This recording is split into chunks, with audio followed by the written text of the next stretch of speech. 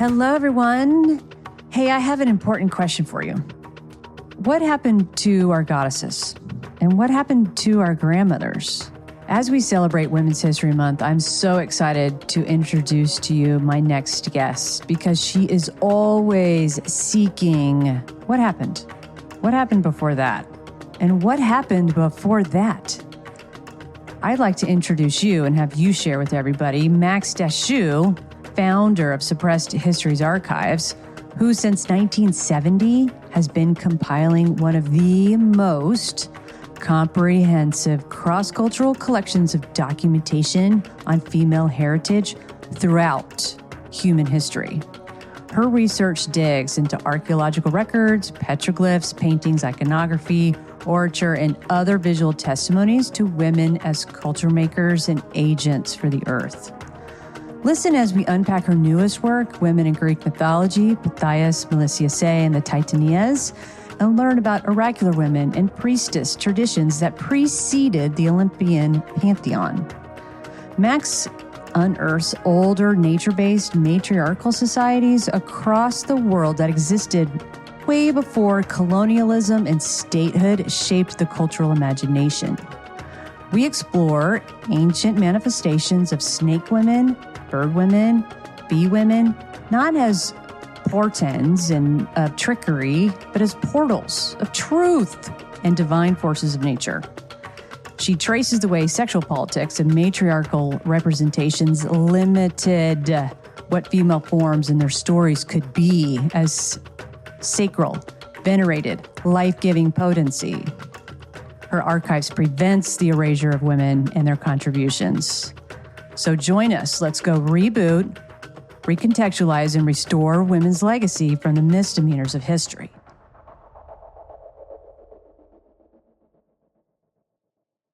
Hello, sister. I am so happy that you wanted to join us today. Max, when I first came across Suppressed Histories Archives, I felt a lot of emotions. First of all, I felt a sense of being home. I felt a sense of rage because I didn't know all of these things, and I was mad it wasn't part of my education growing up.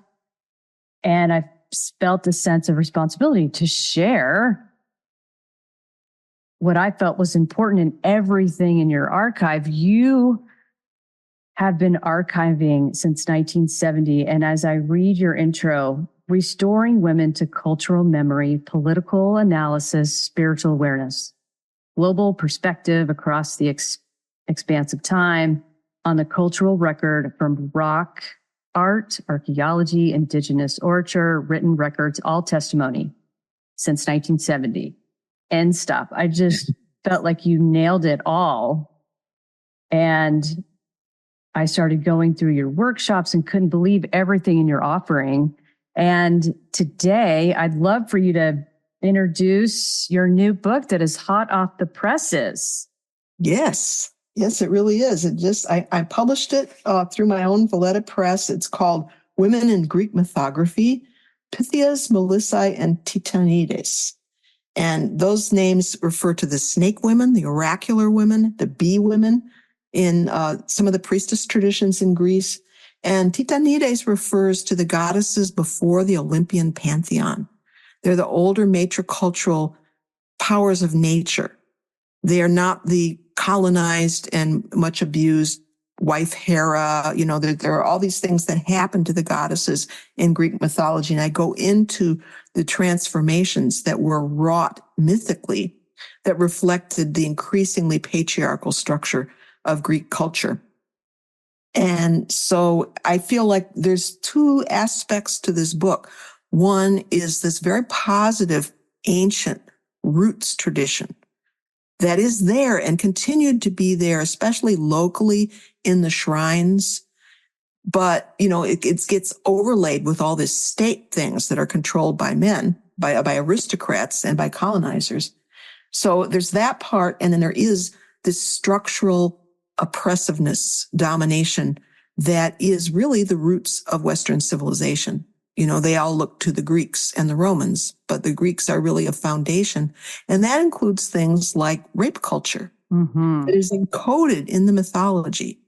And you look at all the gods and the heroes, maybe a few exceptions, they're rapists, and the sacred narratives, even like, in the Eleusinian mysteries, the rape of Persephone by her uncle, no less, in an arrangement with his brother, and they arrange for her to be carried off. There is no wedding. He just terrifyingly abducts her and drags her into the underworld, And so I look at the sexual politics in the way these stories are told, because, we have to take this apart, especially because it's not like the Greek stories are dead and gone. They're in current cultural mythology. They are in astrology. They're in the way that heroes are depicted in movies and, just about any cultural narrative that you could pull up, or even brand names, it's all still very much alive. Wow. I didn't really think about the brand names when I was thinking about this, but I love how you take things apart and keep asking what was before that? What was before that? And really understanding culturally and just not taking out these, what could be pretty parts that a lot of, I think, some of the new Renaissance is happening as people are looking back to Roman times, because that was so barbaric. But what about these? I do have an affinity with snakes, and what else can you tell us about the snake? Well, there's a lot about the snake women. I mean, first of all, even before we get to classical Greek civilization, we have the older layer, which is the Cretan and the Mycenaean. We're talking about 1500 BCE and then coming forward from there. And so we have the famous snake goddesses from Knossos in Crete, from the great temple there. And there's two statues of women. One is holding snakes upright in her outstretched arms. And the other one has snakes wrapped around her arms and another around her waist. And they all coil up. And then like a kundalini, right? They coil around her tall polos headdress with a serpent head emerging at the very top. So, there's a lot of things we could do, a lot of comparative cultural, cultural comparisons there.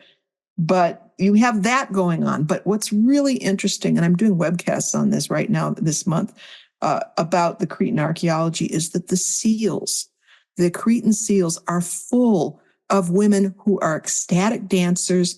They're shapeshifters. They turn into birds. They're dancers with wings. Their arms have become wings. And then there are also serpent women in that as well. And there are what the archaeologists dubbed snake tubes. So in the later Cretan civilization, after they were conquered by the Greeks, they had goddesses on bench altars inside the shrines. And in front of them, they had these terracotta ritual stands that have serpents ascending up the sides of them. And so kind of coiled serpents. And so those they called snake tubes, but they were actually offering stands on which a bowl was placed on top directly in front of these goddesses. And some of the goddesses, even at that late period, still have snakes wrapped around their arms that they're holding forward, or they have snakes kind of knotted together in crowns that they're wearing on top of their heads. So there's all this snake iconography in that very ancient period. Then when we come into particularly the oracle at Delphi is called the Pythia, so that means snake woman. And the serpent at Delphi, the story changes once again, because initially the oldest account, it's a she-dragon, and she's called the Dracaena. And then later on, it becomes the male serpent, son of Gaia, Pytho. So the story changes, but Pytho is murdered by Apollo in his takeover of the shrine for Mother Earth. And so these narratives are all played out. The Greek playwrights like Aeschylus and Euripides tell us about this patriarchal takeover of this ancient oracular shrine. So the snakes are in there very strongly. And also the bee women, the title Melissae means bee women. And it refers to goddesses or nymphae, which are like divinities of the mountains and the springs. Or so we have it used as a title for the priestesses at Eleusis. So these are the priestesses of Demeter and Persephone. They're called bee women. And so is the Pythia at Delphi. She's also has this title of bee woman. And Yeah. Artemis at Ephesus on the other side of the Aegean in what's now Turkey also has loads of bee iconography, but that we don't find that exact title of Melissa applied to her priestesses. I was reading probably in your archive a little bit more about bees and their symbols and iconography. And I my era is probably off because I think this is probably more in the Egyptian time. Maybe the bees were part of signifying when women were pregnant, or thought to believe that that was part of it.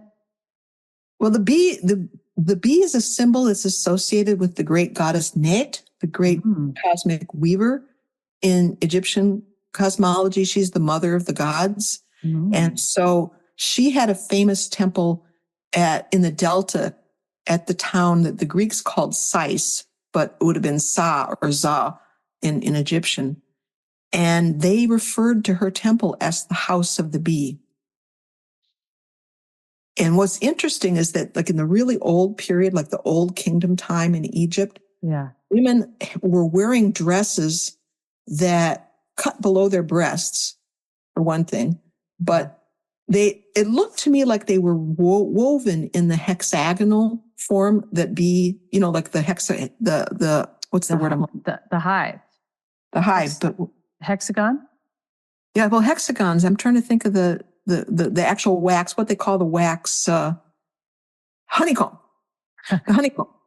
And so like I was thinking this was a woven thing, but then it seems to be that Egyptian women, they would wear a shift, and then over that they would wear a beaded, I don't want to say apparatus, but this beaded garment that was see-through over their dress. So it may not have been a woven pattern, but the thing about it has that hexagonal shape to it.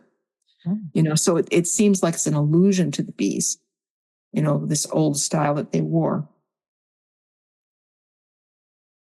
Yeah, so much through the iconographies, through your research with pictures and even vocabulary. It's awesome. And this is definitely getting back to their connections with the earth and not necessarily, being a snake charmer or trying to. No, it's not about a trick. Definitely. It really is. I mean, that's the thing about the archaic layers, is that they are matricultural, and that really, it doesn't have to do with deities as personalities, the way the Olympian gods, there are all these myths about, the anger of Zeus or, the jealousy of Hera, all these things, but really about forces of nature. So the Titanides are, the sea, they're, having to do with mountains. They have to do with dawn and night and time and all of these aspects of reality, not so much as personifications, but powers in the world, real powers, not the ones. Yes. I love how you just keep giving us information on the contributions that were happening from women, from females, and the connections to the earth. Can we talk about your point of view on Venus sculptures? Because I actually found you on Facebook because I was looking up Venus of Willendorf because I wanted to talk about it. And you had an eloquent, very academic, and perfectly pointed point of view on how even naming these sculptures that were being found throughout Europe, especially like the Venus of Willendorf was found in Austria in 1908, and then the ones throughout France, and how they're not necessarily Venus sculptures in the way contextually that we think of. Right. I mean, the naming is very culturally biased. And, because we're talking about modern patriarchal European men looking at these images, and the only way that they can see these icons, I have to back up a little bit because, these kinds of small icons of ancient women, whether you see them as goddesses or ancestral mothers, they were sacral. And so, the thing they got right is they're associating them with a divine female form, right? But where they went wrong is they associate the female with sex. That's what women are for, is sex and sexuality. And sexuality is sacred. I'm not saying it's not. I object to pushing women into that one narrow frame, which is what they persistently do, because it also, it conveys a certain stereotype that's associated with the Roman goddess Venus. Mm-hmm. And behind her, you have also Aphrodite. So, the statues of Aphrodite ineffectively trying to cover up, her genitals, and, her clothing is falling off of her and she's basically mostly naked. And so this is kind of display of the female form for the male gaze. Very unlike the very ancient primal images from the Paleolithic, the Neolithic, all kinds of different periods, where the women are shown as fully inhabiting their body. They're looking straight out at you. Sometimes they're cupping their breasts, sometimes their hands are to the belly or even by their sides, but they're stout, they're strong, they're wide-bodied. They're not the shrinking violet. They're not pouting at you, so it's something very different. And I think that it narrows almost before you've even looked at them. That label narrows the way that they're seen, which is as sexual objects. And you see different terms applied to them as well, like dancing girls, concubines, fertility idols, which is another very narrowing label. I know. I hear you. Forecloses what we could actually see if we look at what they're saying, what they actually represent, And so with the name, actually, because some people say, well, Venus was a goddess, so why, let's reclaim Venus. But they don't understand that the naming came from this Frenchman, the Marquis de Vibray. And so here he is on his estate, and somebody brings him this thing that has been found. It's a little Paleolithic statuette, a little bit later find than Willendorf. And so because this aristocratic man is classically educated, he calls her a Venus Impudique. Venus Impudique. So an immodest Venus. And it was just simply, it was just a naked female form. The head is broken off. It didn't really have anything sexy about it. It was just a female form without clothing. And it was carved in mammoth ivory, very small, 8 centimeters. Very small. And so this got picked up by all these archaeologists, and they too applied this framing to it, and I just think that, it's so limiting for us, because we have to really understand these not only in the context of the Paleolithic Europe or the Neolithic in many parts of the world, but also even in living indigenous societies where these have very much to do with ancestral mothers, grandmothers, right? Mm-hmm. And are used ceremonially in womanhood initiations and in other contexts. And also the fact that they were buried with the dead, because one of the male archaeological stereotypes is that they are sex objects, and you don't bury the dead with porn.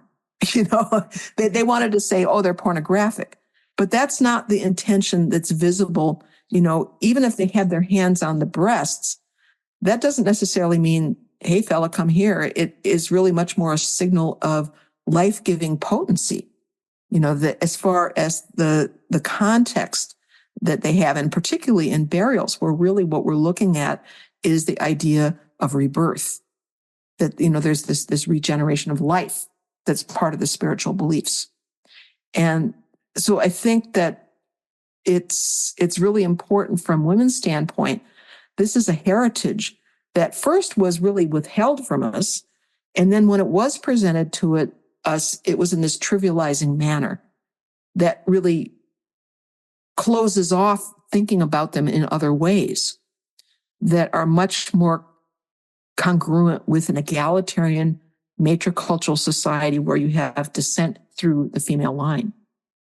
And there's been a real prejudice against any association with matriarchy or matrilineality. And all of a sudden they become very agnostic. Well, we can't really know that. But then on the other hand, they're making all kinds of theories about how these societies were probably ruled by big men and chieftains. And, they're still projecting patriarchy back onto these ancient cultures.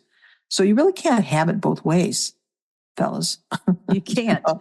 No. And to a lot of the artists that I know are listening, they should look back on the Venus paintings, even, and the Venus sculptures that were being done throughout time, and really look what was happening before that. Look at how they're positioned. Are their bodies being sculpted in a way or painted in a way that looks like defense? Or yes, very much so. Or shame. Shame, yeah. And this is an important point because the word for modesty in many languages actually means shame. And so like Venus Impudique means shameless Venus. Okay. Modesty means that, and it's really important to get this across, that it's a patriarchal concept. Yes. And this is something that you do not see in the ancient icons. They are facing you fully, totally inhabiting their bodies. Yes. Their strength, very often they're wide. They're everything that's opposite from the fashion industry's advertising that we're all conditioned by, that makes women hate their bodies. And you can see this also in living cultures like Aboriginal women in Australia in their women's business, as they call their ceremonies. There is a pride in the body, a very, very different approach to the body. And the Venus of Willendorf, she does have her hands over her breasts. There's a lot of talk about what her headdress could be because it looks like knobs. A lot of people, I think I'm hearing people say, a lot of people think they could be shells or braids, I heard. Right. Yeah, there has been a lot of, and we don't really know. I mean, it's like, is she wearing a knotted headdress? Is this supposed to be her hair that's braided? We don't know.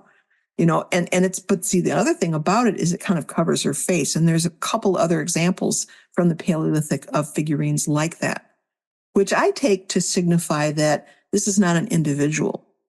This is like a collectivity of the grandmothers. It's not an individual person, but this icon is showing grandmotherhood. It's the whole body of spirits there. And that's one way to interpret it. I don't say that's right. It's just another angle of view. I haven't heard that. I was, it's kind of becoming my favorite. I was looking at it more like a teaching tool for women's bodies. It could be that as well. I think that's something that comes through in the initiation ceremonies that we know of in current time, the ones that have survived. But, I think there's a lot of different aspects to it, and the way the symbolism, and because some of them also don't have faces. They may have heads, but they may not have faces. Yeah. Again, it's a non-personality, I think Venus of Willendorf has so much personality, actually, and Impudique. But what I mean that it's not an individual. No, I know what you mean. I do know what you mean. I do. When I saw Venus of Willendorf, I felt a sense of collective. And what I heard clairaudiently, which I don't mind sharing, is go see the others. So what you're saying, I think 100% connects with me and resonates with me. That's so neat. Another thing about the Willendorf grandmother is that the archaeologists find her and she's covered in red ochre. Somebody showered her with red ochre. She's just caked with it. Yeah, talk to me. Diligently went and scrubbed it all off. Yes. In the name of science. And it was like, that was part of the whole thing. This is the sacral immanent context of it, because red ochre is to Earth what the hemoglobin in our blood, hematite in red ochre is like what the hemoglobin in our blood is to our bodies, right? It's the blood of Earth in a sense, symbolically, so she's covered with this life-giving substance. And there again, there's this idea of resurrection that could be implied in that. And connecting back to Mother Earth. Yes. And, she's laid in Mother Earth. She seems to be a rich deposit. So, there are traces of that ochre still on her. They weren't able to get it all off. And there are actually a couple other figurines from that site, which are not nearly as impressive, but, there are others. When I was in the Museum of Natural History in Vienna, I have pictures of them somewhere, but they created a shrine for her in the museum. It's kind of cool. You go through this portal and she's in this block, in this crystal block with, the very low lighting in the room. And, you can walk around her and look at her from different angles. Oh, yes. The 360, you just can't go all the way underneath her, I guess. So it's not totally 360, but my life changed when I saw her. I pretty much, when I had my hysterectomy, I said, okay, I give myself 5 years and I need to go see the Venus of Willendorf. Max, I sold all my material belongings. I sold my house and home so I could travel to go see her. Wow. Yeah, it was about 1.5 years ago now. And what I was also going on that research trip for is that January, I read that she was made from a limestone uleite that was said not from right there, right? Not from right there, from northern Italy, where I had plans to go. It's from the Lake Garda area up in those hills in northern Italy. So, of course, after I saw her, I took the train down to go see her mountain. Well, right. what I call her mountain. But I just find that so fascinating for the Paleolithic time period that the humans had traveled possibly that far of a distance there's mountains in the way, there are seasons in the way, whatever was happening back then was a lot of contributions by women. I can tell you that. Yeah. And also honor women because, this is one of the things that, in the very archaic layers of the Neolithic and in the Paleolithic, we don't really know who carved those stones. Yeah. Could have been women, could have been men. Based on most of historical record, it tends to be men that work stone. And so then you're looking at male participation in the veneration of the grandmothers. They are buying into it, right? So it's not the polarized situation that we have now may not necessarily be in play. They revere the grandmothers as well.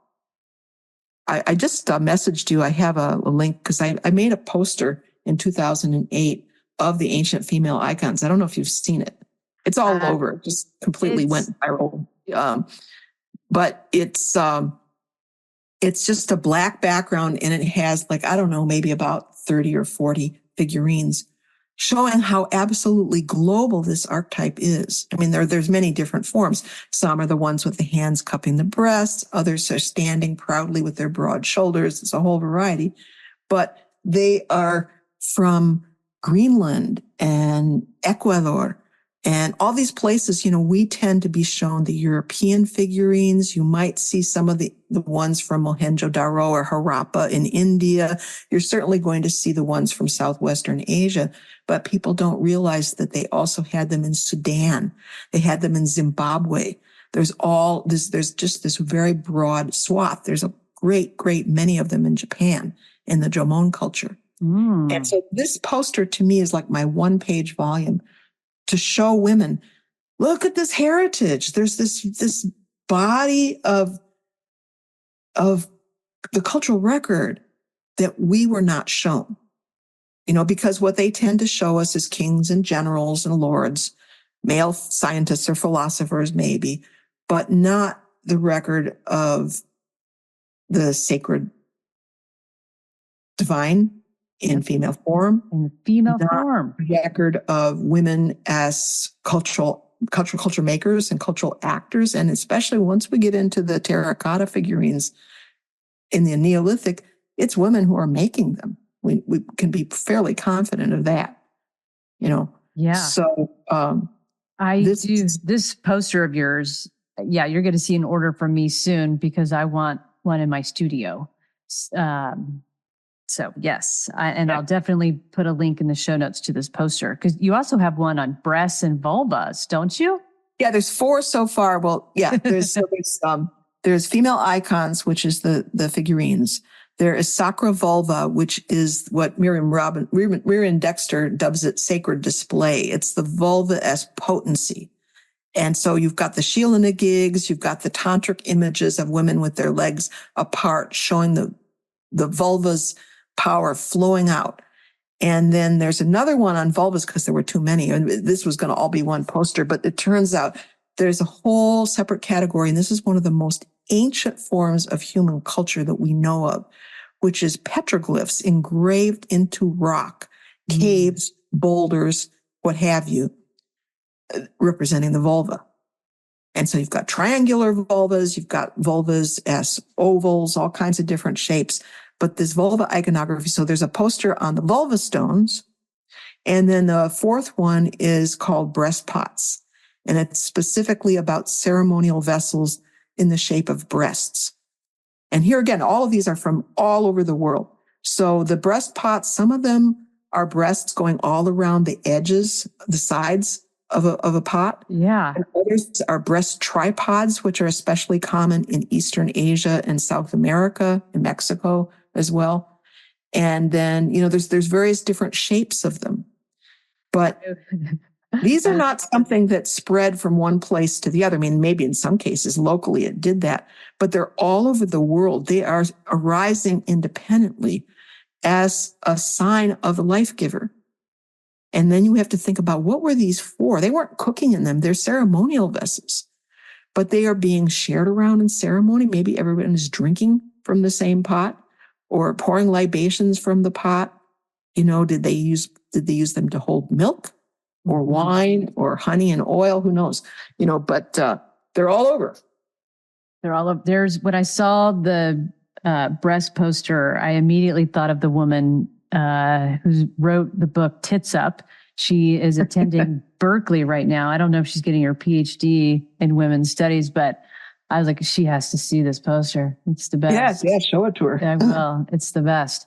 Well, I was wondering a little bit more about your creative process, and you have your own press, for goodness sake. Like you publishing all your own books. So can you tell us a little bit about, you started the archives in 1970. And so my question is what were you doing up before you started and commenced the archives? Because in the 60s and 70s, if you were in the United States, the feminist movement was seeing a second wave. So I was hoping we could get to know you a little better. Like, what were you up to? Sure. Yeah, the second wave was just really beginning. And I was dropping out of Harvard because it was so patriarchal. I was, I had an anthropology professor that was telling us, well, there are matrilineal societies, but it doesn't really mean anything because all societies throughout history have been male dominated. End of story. And wait a minute, matrilineal societies. What's that? I want to know. So I began researching this before I left, actually in the end of 1969. I was going to the libraries and looking this stuff up. And I still have my library card. So I left school, and because I just felt like this, I want to research this. And I knew that, you write a paper on this, they're going to grade you down. Yeah. They're going to call that bad methodology. They're not, it's not welcome. There was no women's studies departments at that point even. And women's history was literally a joke. So I said, okay, I'm out. But I still have my library card. So I was still going to the university libraries. And I came back to Cambridge after a short hiatus to earn some money for rent and so forth. And I just began delving into the history. And so there were several different directions of research for me. One was looking for matriarchies, which I kind of like hypothesized were going to be indigenous societies. I didn't expect to find matriarchies in the empires, in the famous places that we know about. But it's like at that stage, I really had a lot to learn. It's like, and in order to get a global picture, because we get such a narrow slice shown to us.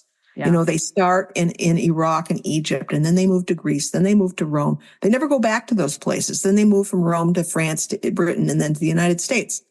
And you never go back and find out what happened in Greece in the 1400s or whatever, So what about Tanzania? What about Ontario?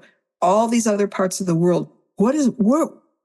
Are women free in any of these places, any of these other places that we are never taught about at all when we're taught world history, because they only teach empires? And so I was really looking in the anthropological sources, and that was very thin going because, card catalogs, they didn't really have it all. There's no digital media at that point. But I was attempting to find out about that. I was also looking in archaeology. My idea was that we had seen patriarchy was a historical process that laid many overlays over time that increasingly confined women. And so I thought if I go back in time longer before state formation, we might find more freedom and respect for women. And so in looking at the Neolithic archaeology, I did see a difference because the iconography is overwhelmingly female. And not the type we were discussing before, of the simpering, coy, pretty ladies, but, really just something much more potent than that. And so what did that mean? But, I was just trying to really document, okay, where are these female figurines? Where are they being made? What are these societies about? And the third line of investigation was to really look into the indigenous societies and see, that to see if I could find those matriarchies. So, that took a long time. Mm-hmm. But I got to tell you that what you said initially about your reactions to seeing this material, I watched this over and over again because by a twist of fate in 1973, I got connected with a woman who was in the UCLA film school, and she was going to make one of the first feminist documentaries called Woman to Woman. Ugh. And her name was Donna Dietz. You may know her. She's a filmmaker. But I came down to LA. She was living in Venice. And we went around to the university libraries with a copy stand and a camera. And we did copy photography, made slides of images. We're going through all these books. And so I'm discovering the Jomon culture and, looking at the Senu culture and the Quimbaya culture in Colombia, all these places, looking up the archaeology. And so we wound up with maybe 350 slides that she was going to then film and animate into a section on women's history in her movie. Well, her studio burned down, but I was lucky to get copies of the slides. So that was really the seedlings of the archives. And that's how I got started teaching with images. Even before that, I was very interested in, in high school, I studied independently. I was just teaching myself world mythology, world history, art history, all these things, archaeology. And I was already interested in images, but this really set me on the path of teaching with images. And the power of it in the early 70s, and I'm going to women's bookstores and coffee houses and doing these slideshows over and over again, the same reactions that you had were happening. And the women they're saying, why don't we know about this? How come they never show us any of this? How has this been kept from us? It's quite a story that this was successfully concealed for so long. The power of art is transformative. Yeah. And, it's evidence also. It is evidence that you are helping keep alive and not erased. Because, for me, I knew I could see very well, that it was purely an uphill slog in the university in 1969 to try and do this study. So that's why I got out. But I didn't stop doing the study. I was just going to have to do it in another context.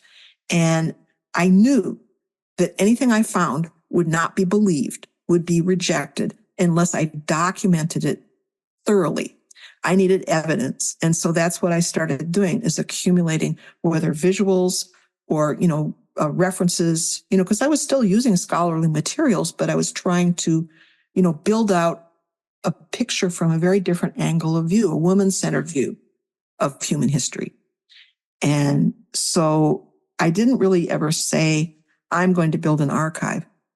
Mm-hmm. I just knew that I needed evidence. That was the starting point. Yeah. Well, to demonstrate that there's this other history. Yeah. The other paradigm, the other, exactly. All the other contributions from females, not the males.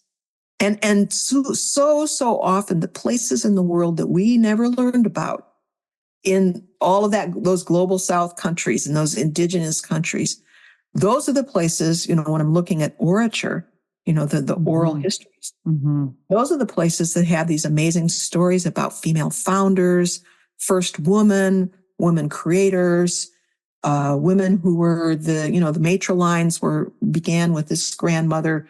All these kinds of stories were much thicker on the ground in those indigenous histories than going through book after book after book after book, looking for women in the classic histories. So to a large extent, it was beginning to get a sense of the lay of the land and where to look. And that really accelerated because I have a much better idea of where to look now. And not only that, but far more has been published than was at that time, so that we have indigenous women writing their own books about their own traditions. That was very tough to find, scarcer than hen's teeth at that time period. And the other thing, of course, is the digital development, so now I can do online searches, I can identify images that, very commonly I would take a slide, but it didn't say what country it was from, what date it was, what site, much less anything about the find context, and then you'd have these challengers come in and say, well, what's the find context? And it's like, well, they didn't tell me. The site report ignored that. They were much more concerned about flint points and how, all the particularities of the male technologies. So, it's like, that's why what I'm doing in the Suppressed Histories Archives is provisional, because I have to kind of sort through it. And, I can try to make connections, and sometimes the connections are true. And other times as I go through it, it's like, well, wait, there's this other information. And now I have to look at this another way. Right. So initially I'm thinking about goddesses. I wasn't thinking so much about ancestral mothers, but when I look at Aboriginal societies, those icons are much more understood in a relational way, in a kinship framework, you see, which we still have, Mother Earth being one example, right? Yeah. But it's provisional because I don't think the process will ever be complete, but certainly not now. After 54 years, it's still, I have a much better idea of the lay of the land than I did back at the end of 1969. But there's still a lot more to learn. There's still more things emerging. They're still finding new archaeological sites that are also changing the whole dating pattern, because the tendency, especially with Africa, certain parts of the world, they tend to underestimate the age. And then they have to keep revising it back. Because actually those societies, the Saharan civilization is a great example of that. It's so old. It's older than what we think of as culture. The rock art galleries of the Sahara. I'm going to be putting out a stream on demand video on this year. Just amazing art, whether it's petroglyphs or paintings. You might have heard of Tassili N'Ajjer, one of the famous sites.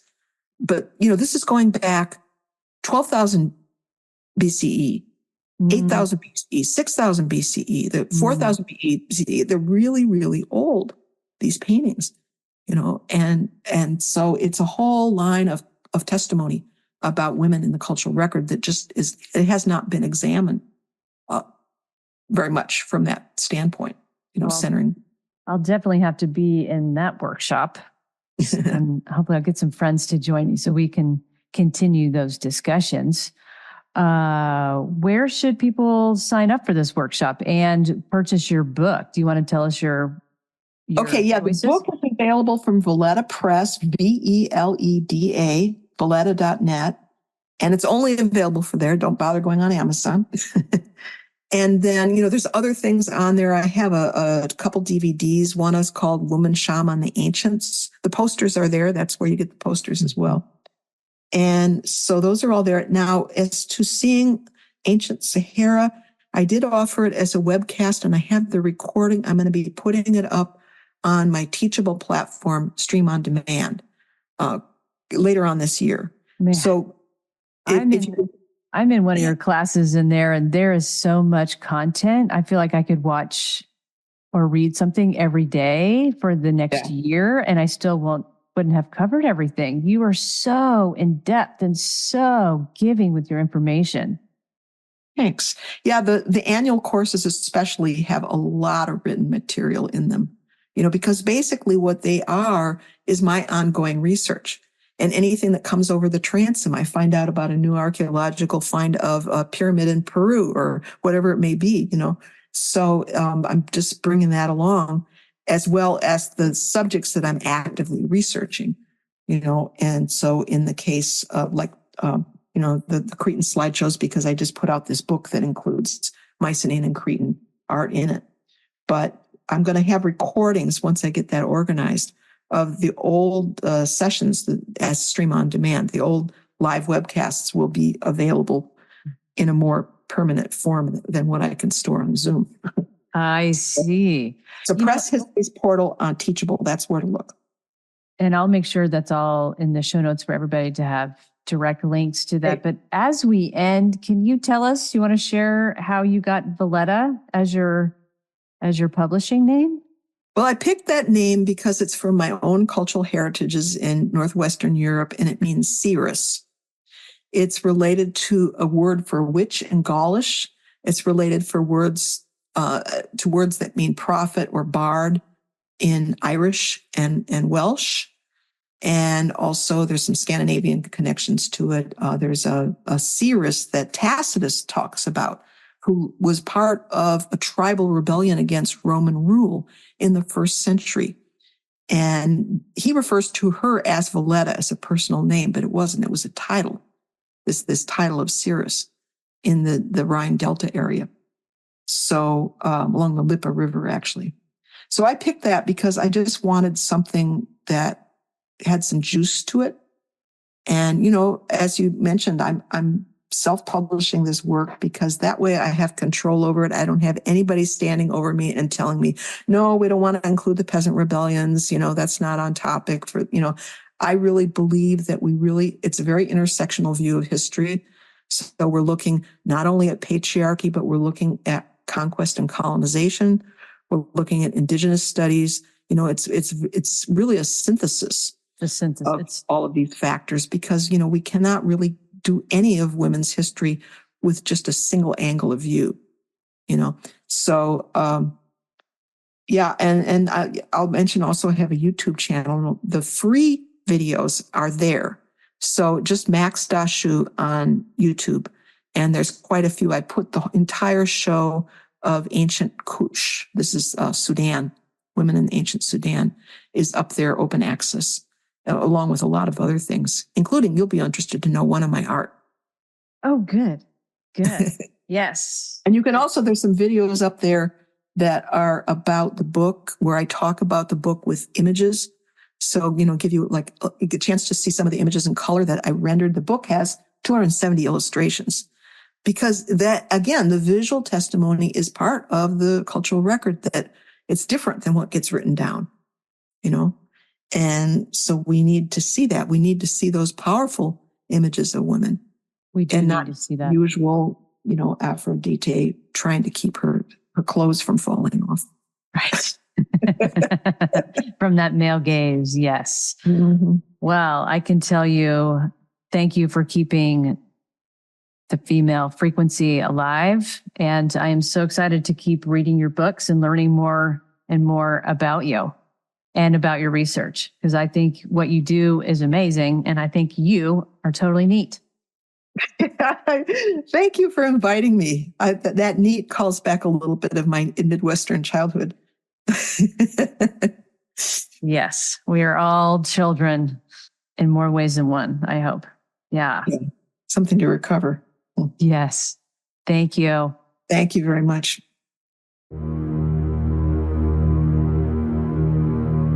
thank you. Thank you so much for vibing with the female frequency today. If this episode or any other episode has helped transform or shift your perspective in any way, please tell me all about it. Tell me all about it in a review where you are listening to this podcast. It will totally help me out and help spread the vibe. If you're a creative looking for more support, this is what I do for a profession. I often host workshops, and you can find out all about those on my website. So take a look at www.pressreign.com.